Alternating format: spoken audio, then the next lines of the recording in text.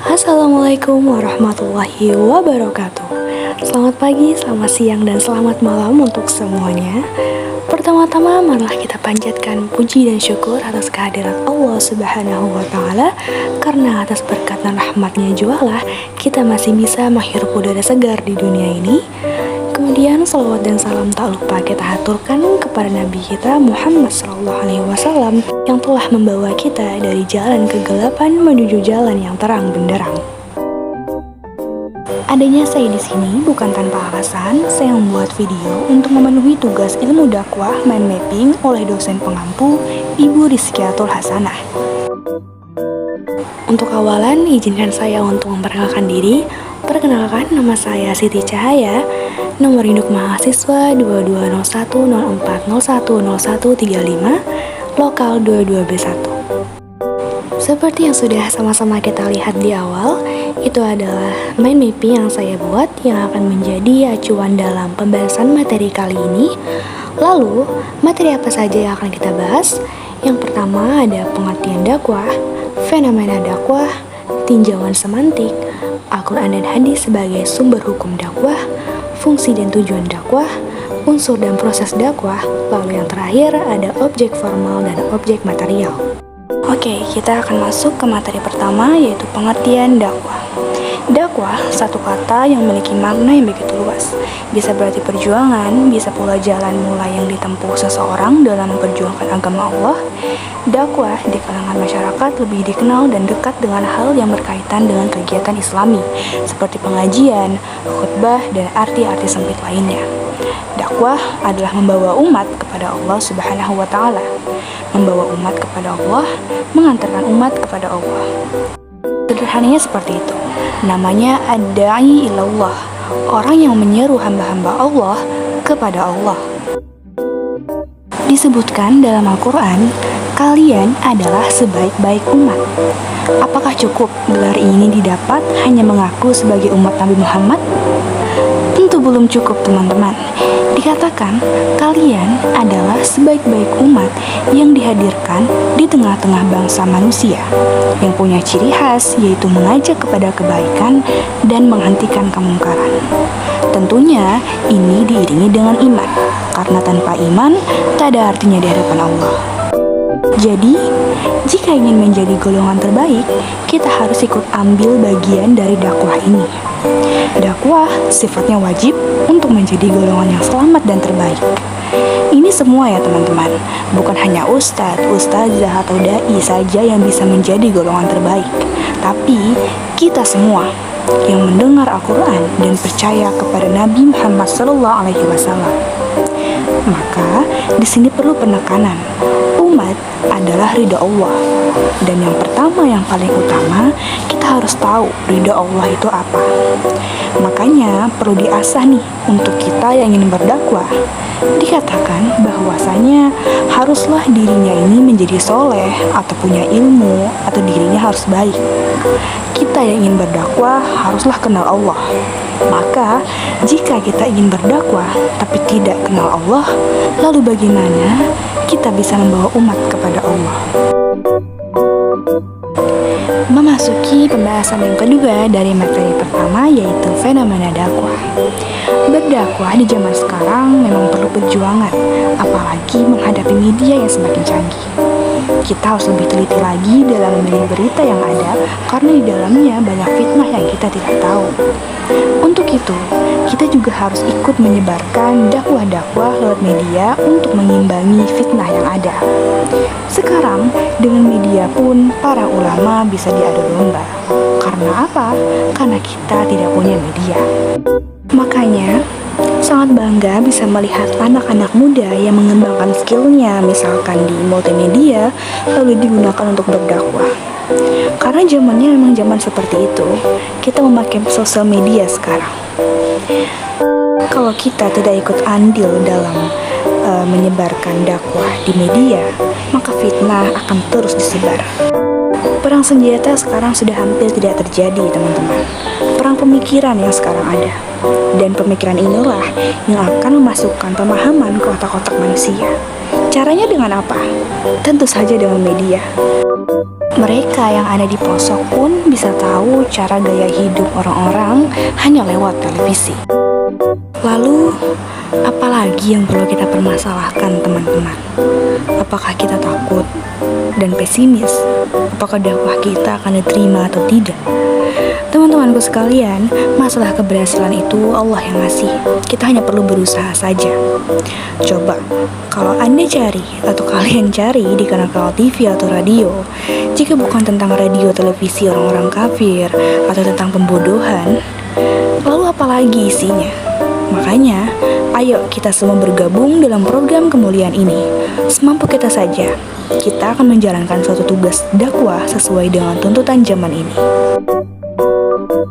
Oke, masuk ke pembahasan ketiga di materi pertama, yaitu tentang tinjauan semantik dakwah. Semantik berasal dari bahasa Yunani sema yang berarti tanda atau lambang.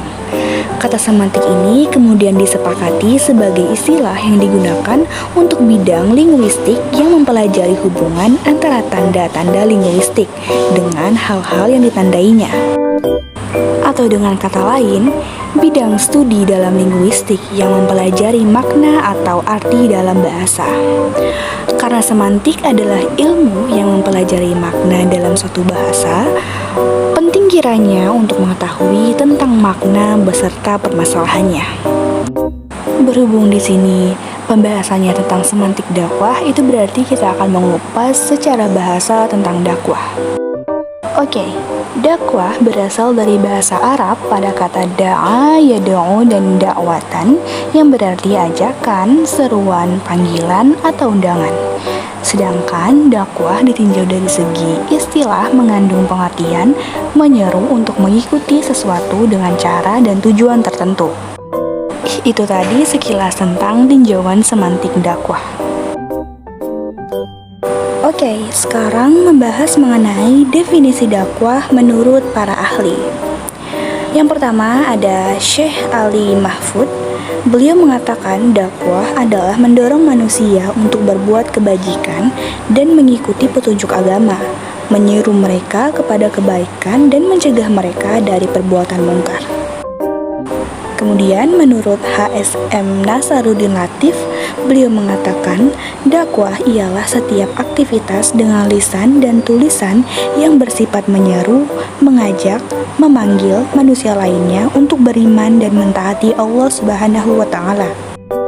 Kemudian menurut Profesor Dr. Haji Abu Bakar Aceh, beliau mengatakan dakwah adalah seruan kepada semua manusia untuk kembali dan hidup sepanjang ajaran Allah yang benar. Lalu pertanyaannya, apakah menurut para ulama dakwah itu wajib? Baik, meskipun ulama sepakat bahwa dakwah merupakan kewajiban umat Islam, tetapi ada perbedaan pendapat perihal hukum menyampaikan dakwah. Apakah wajib ain atau fardu ain, atau apakah wajib kifayah atau fardu kifayah? Sebagian ulama berpendapat bahwa berdakwah itu hukumnya wajib ain. Setiap orang yang sudah dewasa, kaya miskin, pandai bodoh, wajib melaksanakan dakwah. Pendapat ini didasarkan pada penafsiran kata wal takun pada Quran Surah Ali Imran ayat 104, bahwa setiap perintah Allah wajib dilaksanakan. Sedangkan kata minkum adalah kata keterangan, penjelasan, dan bukan diartikan sebagian. Sementara itu, sebagian ulama yang lain berpendapat bahwa hukum dakwah adalah wajib kifayah. Apabila sudah dilakukan oleh seseorang, maka gugurlah segala kewajiban dakwah atas seluruh kaum muslimin. Hal ini didasarkan pada kata minkum yang diberikan pengertian litaba'id yang berarti sebagian. Yaitu tadi materi pertama yang sudah selesai, kita akan lanjut ke materi yang kedua. Materi kedua yaitu membahas tentang Al-Quran dan Hadis sebagai sumber hukum dakwah serta fungsi dan tujuan dakwah. Yang pertama, Al-Quran dan Hadis sebagai sumber dan hukum dakwah. Dalam pelaksanaan dakwah harus merujuk pada sumber yang kuat, salah satunya Al-Quran dan hadis. Sebenarnya persoalan dakwah sudah ada sejak zaman dahulu, sekaligus dengan penyelesaiannya. Tetapi perlu dilihat lagi secara kontekstual sesuai dengan tantangan zaman sekarang ini. Al-Quran dan hadis mempunyai tugas lain dalam kehidupan Islami, di samping fungsinya sebagai metode aktivitasi bagi kehidupan muslim, undang-undang hukum dan tafsir bagi masyarakat muslim atau bagi negara muslim, juga sebagai undang-undang dakwah Islamiyah. Al-Quran dan hadis sebagai sumber dakwah menjadi petunjuk dalam menjalani dakwah tersebut. Dakwah dalam Al-Quran berarti ajakan kepada kebaikan yang selalu dalam amar ma'ruf nahi mungkar. Hukum berdakwah ada dua perspektif yang sudah kita bahas tadi, yaitu ada yang mengatakan fardu kifayah atau wajib kifayah, dan ada yang mengatakan wajib ain atau fardu ain. Lalu, apakah ada dalil Al-Quran tentang dakwah? Tentunya ada, contohnya di dalam surah Luqman yang berbunyi, orang-orang yang beristiqomah menunaikan kewajiban dakwah disebut sebagai khairu ummah atau umat yang terbaik. Sebagaimana firman Allah dalam Quran surah Ali Imran yang berbunyi, kamu adalah umat yang terbaik yang dilahirkan untuk manusia, menyuruh kepada yang ma'ruf dan mencegah dari yang mungkar, dan beriman kepada Allah. Kemudian pembahasan yang selanjutnya adalah fungsi dan tujuan dakwah. Yang pertama, fungsinya dulu. Dakwah berfungsi mengarahkan, memotivasi, membimbing, mendidik, menghibur, mengingatkan umat manusia agar senantiasa beribadah kepada Allah. Dengan dakwah, kebenaran Islam tidak akan berhenti dalam satu generasi. Menjaga originalitas pesan dakwah dari Nabi Muhammad SAW, mencegah laknat Allah Subhanahu wa Ta'ala. Jika kaum dahulu disiksa dengan bencana alam, maka umat Nabi Muhammad disiksa dengan pertingkaian. Selanjutnya, tujuan dakwah. Tujuan dakwah mengandung arah yang harus ditempuh serta luasnya cakupan aktivitas dakwah yang dapat dikerjakan. Tujuan ialah suatu yang diharapkan tercapai setelah suatu usaha atau kegiatan selesai. Nah, tujuan dakwah ini dibagi lagi menjadi 3. Yang pertama, ada tujuan dakwah kepada orang kafir. Orang kafir adalah orang yang mendustakan Allah dan Rasul-Nya. Penyampaian dakwah bertujuan agar mereka beriman kepada Tuhan dan sadar akan kedudukan dan fungsi dirinya sebagai hamba Allah. Lalu yang kedua, ada tujuan dakwah kepada ahli kitab. Terhadap ahli kitab, yaitu orang-orang Yahudi dan Nasrani, Al-Quran menunjukkan agar da'i berusaha menanamkan keyakinan kepada mereka bahwa Nabi Muhammad adalah Rasul terakhir dan kitab suci Al-Quran adalah petunjuk bagi manusia secara universal. Lalu yang ketiga, ada tujuan dakwah kepada orang beriman. Mukmin adalah orang yang beriman kepada Allah dan segala hal yang wajib diimani. Pelaksanaan dakwah kepada orang beriman bertujuan agar mereka semakin intensif melaksanakan amal soleh sebagai bukti ketaatan kepada Allah. Di dalam Quran Surah An-Nahl ayat 97 dikatakan tentang janji Allah kepada orang-orang yang beriman tanpa membedakan jenis kelamin, dan pahala sebagai balasan amal soleh yang dilaksanakan. Dan itu tadi akhir dari materi kedua kita ya. Kita akan masuk ke materi ketiga. Materi ketiga kita membahas tentang unsur dan proses dakwah. Oke, yang pertama itu ada unsur-unsur dakwah. Unsur-unsur dakwah merupakan bagian-bagian yang terkait dengan merupakan satu kesatuan dalam suatu penyelenggaraan dakwah. Setidaknya ada 6 unsur dalam dakwah yang saling berkaitan. Yang pertama, yaitu subjek dakwah atau biasa kita sebut da'i. Dalam hal ini yang dimaksud dengan subjek dakwah adalah pihak yang melaksanakan tugas-tugas dakwah. Kemudian yang kedua ada materi dakwah atau maudu. Materi dakwah atau maudu yaitu isi pesan yang disampaikan oleh seorang da'i kepada objek dakwah, yakni ajaran agama Islam sebagaimana tersebut dalam Al-Quran dan hadis. Yang ketiga ada metode dakwah atau uslub. Metode dakwah yaitu cara-cara menyampaikan pesan kepada objek dakwah, baik itu kepada individu, kelompok, maupun masyarakat, agar pesan-pesan tersebut mudah diterima, diyakini, dan diamalkan. Lalu yang keempat ada media dakwah atau wasilah. Media dakwah yaitu sarana yang digunakan oleh subjek dakwah untuk menyampaikan materi dakwah kepada objek dakwah.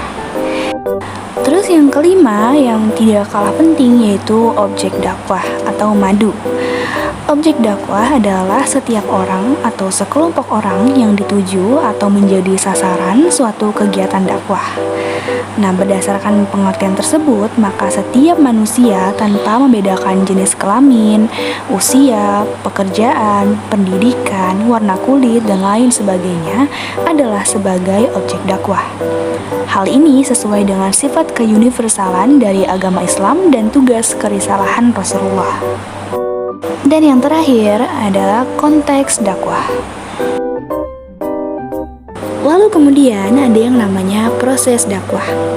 Secara teoritis, proses dakwah adalah suatu tahapan dalam melakukan kegiatan dakwah, baik dalam bentuk lisaniyah maupun tindakan ataupun perbuatan. Nah, berdasarkan pengertian di atas, bahwa dapat disimpulkan bahwa proses kegiatan dakwah adalah upaya pelaksanaan dakwah yang dilakukan dai dengan melakukan beberapa tahap, yang dalam hal ini bisa dengan menggunakan lisan. Secara umum, proses dakwah merupakan perjalanan yang dilakukan seorang dai sebagai subjek dakwah. Kegiatan dakwah umumnya bisa dikatakan berhasil apabila penyampaian informasi yang dilakukan memang dapat diserap dan juga diterima oleh masyarakat dengan baik, di mana sikap keyakinan tersebut dapat disampaikan melalui perintah Allah.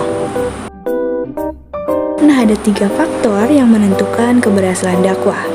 Yang pertama, yang menyampaikan dakwah atau siapa yang menyampaikan dakwah, atau kita sebut komunikator, atau kita sebut dai juga. Kemudian yang kedua, bagaimana teknik penyampaian dakwahnya, yaitu communication-nya. Lalu yang terakhir, siapa penerima pesan dakwah atau audience, atau biasa juga disebut objek dakwah.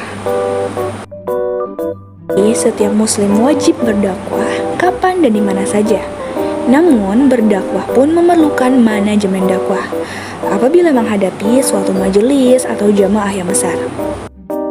Berkaitan dengan materi yang selanjutnya, yaitu bagaimana langkah-langkah yang perlu dilakukan sebelum berdakwah.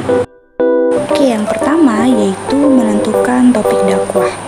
Seorang pendakwah harus bisa menyediakan materi yang relevan atau sekurang-kurangnya bisa menyesuaikan dengan permasalahan yang sedang terjadi di suatu daerah tersebut.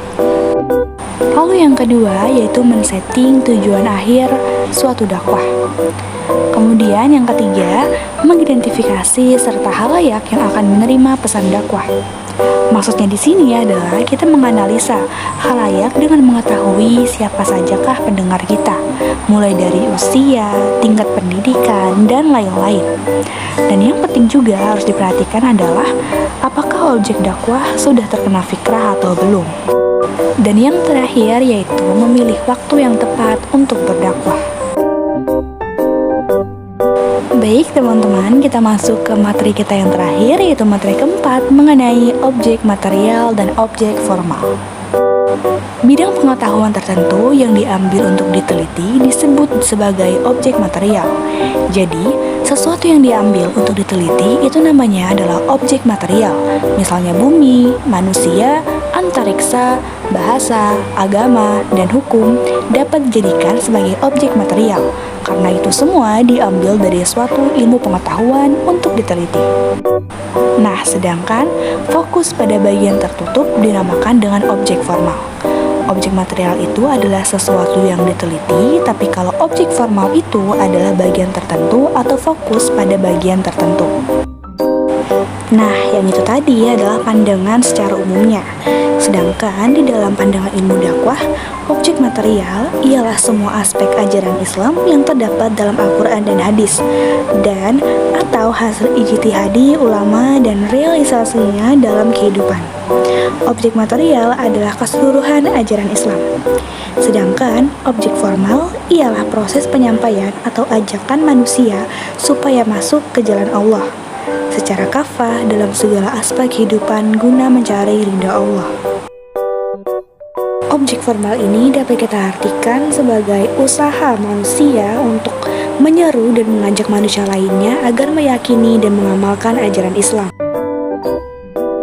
Yaitu tadi keempat materi yang sudah saya sampaikan. Nah, di sini perlu ditekankan kembali ya teman-teman, mereka yang berdakwah tidak melulu mereka yang kita sebut ustadz, ustazah, dai, dan semacamnya. Tapi di era modern ini, anak muda juga bisa berdakwah. Bisa kita lihat banyak ustadz-ustadz gaul kita menyebutnya yang berdakwah di sosial media. Lalu, apakah ini dipandang buruk? Tentu tidak. Kita sepatutnya bangga melihat mereka yang berdakwah tapi tetap tidak ketinggalan zaman dan juga tetap berpegang pada Al-Quran dan hadis. Dalam menghadapi era globalisasi, informasi, dan perkembangan teknologi akhir-akhir ini, dunia dihadapkan kepada cepatnya perkembangan arus informasi. Pemanfaatan alat-alat teknologi sebagai media penyampai informasi kepada khalayak sepertinya tidak dapat dibendung. Tetapi sebaliknya, keberadaan teknologi canggih di era globalisasi informasi dan komunikasi ini harus dimanfaatkan untuk penyebaran informasi dan pesan-pesan dakwah Islam. Aktivitas dakwah Islam saat ini tidak cukup dengan hanya menggunakan media-media tradisional seperti ceramah dan pengajian. Penggunaan media-media komunikasi modern sesuai dengan taraf perkembangan daya pikir manusia harus dimanfaatkan sedemikian rupa agar dakwah Islam lebih mengenai sasaran. Dan akhirnya kita sudah sampai di penghujung acara. Baik, di penutup ini kita akan sedikit mengambil atau menarik kesimpulan dari apa saja yang sudah kita pelajari tadi. Bahwasanya mengajak manusia menuju agama Allah merupakan salah satu ibadah yang agung karena manfaatnya ini menyangkut orang lain. Bahkan dakwah menuju agama Allah merupakan perkataan yang paling baik.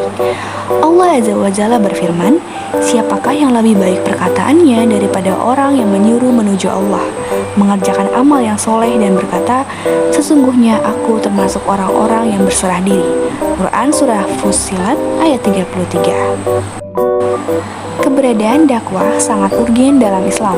Antara dakwah dan Islam tidak dapat dipisahkan yang satu dengan yang lainnya.